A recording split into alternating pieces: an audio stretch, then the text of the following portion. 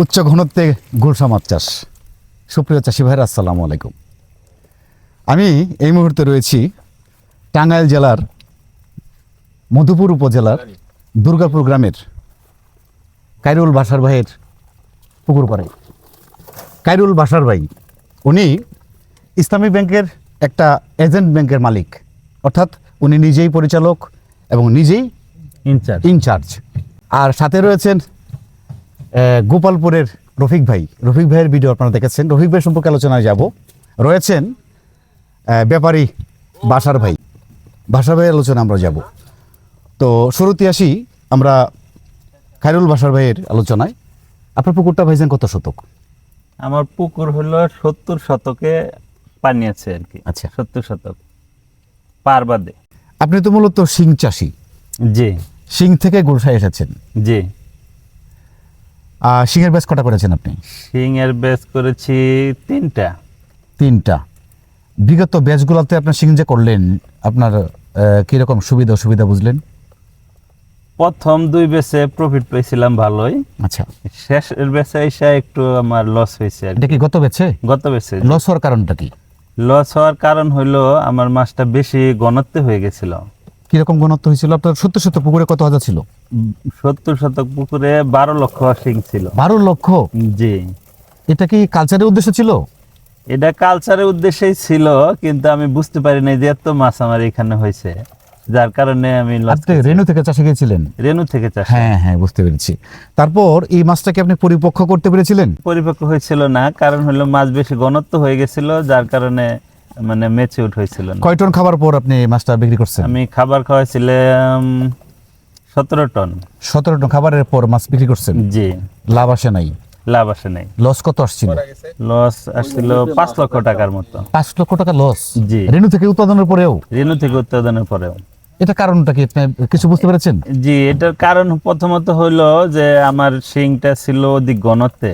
আচ্ছা, আমার এখানে যদি আমি 6 লক্ষ শিং চাষ করতাম তাহলে মনে হয় আমি লাভবান হতে পারতাম। রেনু থেকে পোনা হওয়ার পরে যদি আমি ওইখান থেকে 50% পোনা সেল দিয়ে দিতাম, ভালো একটা অ্যামাউন্ট পাইতাম। পরবর্তীতে ওই মাছগুলো কালচার করলে দেখা যেত যে আমার অনেক প্রফিট থাকতো। রাইট। আপনি যদি এতটা মাছ কালচারে না নিয়ে পোনা বিক্রি করতেন, তাও কিন্তু আপনি লাভবান হতেন। পোনা বিক্রি করলে অনেক লাভবান হতাম। তারপর আপনি গুলশায় আসছেন এবছর। জি। এবছর যে গুলশায় আপনি আসছেন, গুলশাটাকে আপনার রেনু থেকে চাষ ছিল না পোনা দিয়েছিলেন? পোনা দিয়েছিলাম। আপনার কত লক্ষ পোনা দিয়েছিলেন? পোনা দিয়েছিলাম আমি 2,34,000। 2,34,000 পোনাটা কিনা ছিল আপনার? কিনা ছিল। মাছটা বর্তমান বিক্রি পর্যন্ত বয়স কত মাস হয়েছে? মাছের বয়স হয়েছে 9 মাস রানিং আর কি। 9 মাস রানিং চলতেছে। জি জি। কয়টা কেজি কি দর বিক্রি করেছেন? এটা আমি 40টা কেজি 19,300 টাকা করে বিক্রি করেছি। আপনার খাবার গেছে কত মন এখানে? এখানে খাবার গেছে 115 মন। 115 মন। কি খাবার ছিল? এটা খাবার ছিল নিউ হোপ। কত পার্সেন্ট? নিউ হোপ 37% প্রোটিন, ওদের কোম্পানির ভাষায় বলে গোল্ড ফিশ স্টার্টার। আপনার 115 মন খাবার খাওয়ানোর পর আপনি গুলশা কত মন আশা করছেন? আমি আশা করতেছি 80-90 মন হবে আর কি। 80-90 মন আশা করছেন? হতে পারে। জি, এটা হতে পারে আশা করতেছি আর কি। আবার এখানে কথা আছে একটা বিষয় যে বাংলা মাছের কারণে একটু কমতে পারে, যেহেতু বাংলা মাছটা এত খাদ্য খাইছে, এই জন্য মানে গোলসাটা একটু কমতেও পারে। একটু কমতে পারে। বাংলা যেটা বেশি ছিল পরিমাণ। বাংলা বেশি ছিল। বাংলাটা কিন্তু আপনারা বেশি দিয়ে ফেলছেন আপনি। জি। এখানে আমি একটু চাষি ভাইদের উদ্দেশ্যে বলতে চাই, আমার অভিজ্ঞতা যতটুকু হয়েছে যে আসলে বাংলা মাছটা একটু কম দেওয়া উচিত এবং কেজির উপরে মাছটা ছাড়া উচিত, তাহলে চাষি অনেক লাভবান হবে। আপনার মতে প্রতি শতকে কয় পিস হতে পারে? প্রতি শতকে আমার মতে 5 পিস ছাড়লেই এনাফ। আমার মতে 5 পিসই বেশি হয়ে যায় কিন্তু সংখ্যাটা। 3-4 পিস ছাড়লে আরো ভালো হয়। 3 পিস। 3 পিসটা সবচেয়ে বেটার হয়। জি। আপনার সব মিলে এই পর্যন্ত খরচটা কেমন দাঁড়িয়েছে? 7.5 মতো খরচ হবে বা 8 এরকম হবে। 7.5 অথবা 8 হতে পারে। 8 হবে। জি জি। আপনার মতে এই যে 70 শতকে আপনি গোলসাটা চাষ করে নিয়ে আসছেন, গোলসা চাষের জন্য কি এই 70 শতক পুকুরটা কি উত্তম কিনা? আমার মতে গোলসা চাষের জন্য 70 শতক উত্তম, বা এর চেয়ে বেশি হলে ভালো হয়, কিন্তু ছোট পুকুরে গোলসা না করাই ভালো। না করা ভালো। আপনি যে গোলসাটা চাষ করে নিয়ে আসছেন, অক্সিজেনে কেমন ঘাটতি হয়েছে? আপনার তো বনাঞ্চলে ভর্তি, প্রচুর গাছপালাই আপনার পুকুর পাড়ে দেখলাম। এই জায়গাটা যেহেতু পাহাড়ি একটা অঞ্চল, আপনার এখানে অক্সিজেন কোনো ঘাটতি হয়েছে কিনা? অক্সিজেনের ঘাটতি তেমন হয় নাই, আমি 2 দিন ফেস করছি অক্সিজেনের ঘাটতি। আমার মেশিনে অক্সিজেন দেওয়ার জন্য এরোটর মেশিন আছে, ওইটা চলে। 2 দিন বিদ্যুৎ ছিল না, যার কারণে একটু অক্সিজেনের ঘাটতি ছিল। আপনার জেনারেটর নাই? জেনারেটর পরে কিনছি আর কি, এখন পরে কিনে আছে, নিয়েছেন? জি, পরে কিনে এখন নিয়েছেন? আছে, এখন আর সমস্যা হয় না। জেনারেটর দরকার। যারা গোসা চাষ করবে, পাবদা যারা চাষ করবে, ট্যাংরা যারা চাষ করবে, তাদের বিদ্যুতের পাশাপাশি জেনারেটর, এরোটর এগুলো লাগবে বাধ্যতামূলক। অবশ্যই লাগবে, কারণ হলো যে গুলশায় আমার ওই 2 দিন যে মাছ বাড়ছিল, ওইটার যে অভিজ্ঞতাটা সেটা হলো যে ওই অক্সিজেন দিয়েছি, অক্সিজেন দিয়ে আমার কভার করবে না, কভার করে নাই, না, নিয়ন্ত্রণে করবে না। আসে নাই। না, এই করবে জন্য এই মাছ বাসলে এটার জন্য এরোটরই বেস্ট। এটা চালালে আর কোনো সমস্যা থাকে না পুকুরে। এখন আপনি মূলত পুকুরে নিয়ম করে কি এরোটর চালাতেন নাকি প্রয়োজন হলে চালাতেন? না, আমি নিয়ম করে চালাইতাম। কতক্ষণ, কিভাবে নিয়ম চালাইতেন? করতে আমি রাত্রি 2টা থেকে সকাল 6টা পর্যন্ত চালাইতাম, বা 7টা পর্যন্ত, আবহাওয়ার উপর নির্ভর করে। আবহাওয়াটার উপর নির্ভর করে নির্ভর চালাতেন? করে 6টা বা 7টা পর্যন্ত রেগুলারই চালাইতাম। আর এরোটরটা নিয়মিত চালালে মাছে ভালো খাদ্য খায়, খাবার বেশি খায়। খাবার বেশি খায়। আপনার পুকুরে সর্বোচ্চ খাবার একসাথে কত কেজি খেয়েছে? এট এ টাইম খাবার খেয়েছে 35 কেজি, সকালে এবং বিকালে মিলে 70 কেজি। হ্যাঁ। জি। আর আপনার পুকুরটা গভীরতা কতটুকু আছে? পুকুরটা গভীরতা আছে আমার 6 ফিট। মাটিটা কি মাটি আপনার এটা? আমাদের এখানে মাটিটা হলো আসলে লাল মাটি, পাহাড়ি অঞ্চল, লাল মাটি। হ্যাঁ। জি। আপনি শিং মাছ চাষ থেকে গোসায় আসলেন, আপনার কাছে কোনটা স্বাচ্ছন্দ্য মনে হচ্ছে?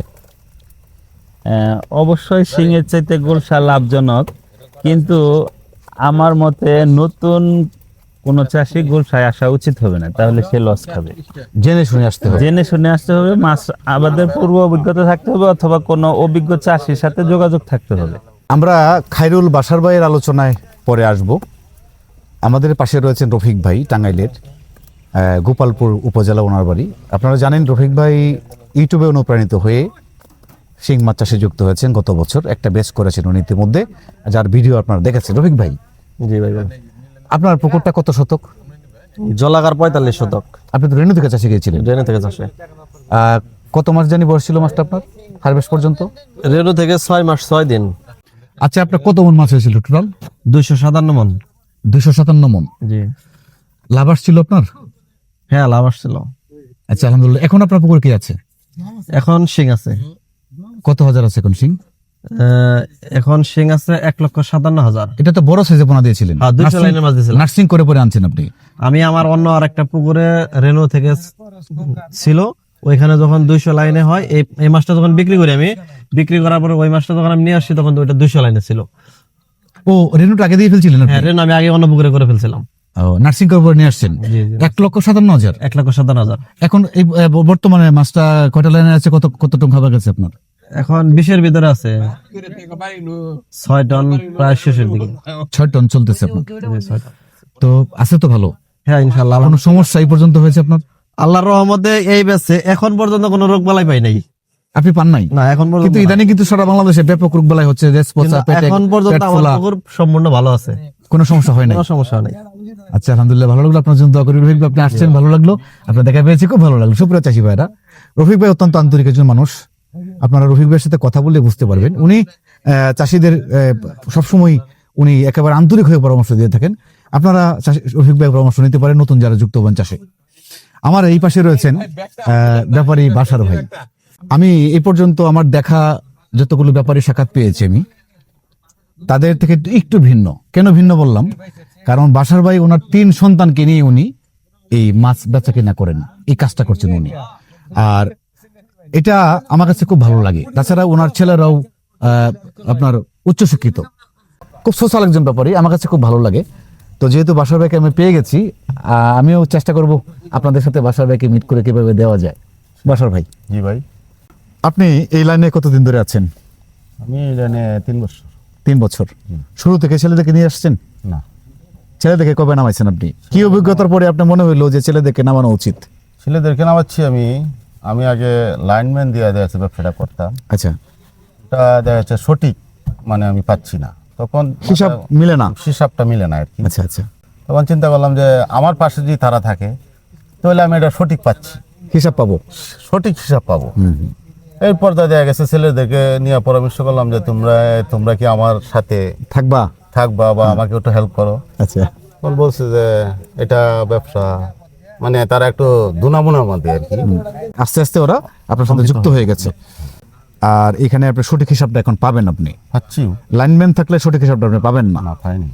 এখন কথা হচ্ছে, আপনি যে মাছ কিনছেন, আজকে আপনি মাছ কিনতে আসলেন মধুপুর, আপনার বাড়ি তো তারাকান্দা মামিসি। তারাকান্দা মানুষ।